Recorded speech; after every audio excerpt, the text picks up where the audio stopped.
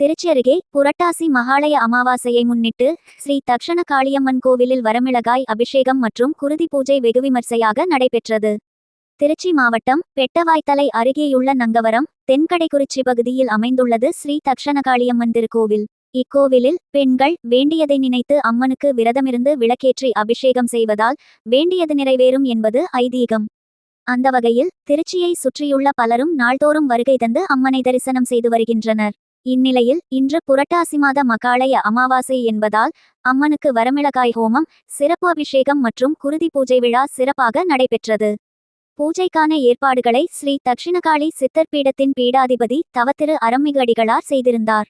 இந்த பூஜையில் 500க்கும் மேற்பட்ட பக்தர்கள் கலந்து கொண்டு அம்மனை தரிசனம் செய்தனர்.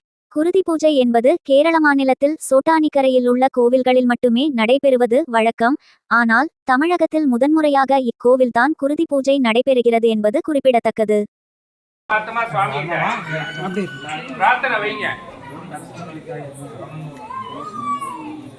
சாமி கும்பிடுறதுக்கு இவங்கள்ட்ட நான் பேச வேண்டியதா இருக்கு. இதுல எங்க இவங்க இது பண்ண போறாங்க? வாட்டி நமாவும் காலி நமாவும் கல்யாணி நமாவும் திருவிழா நமாவும் பாலாஜி நமாவும் மாயா நமாவும்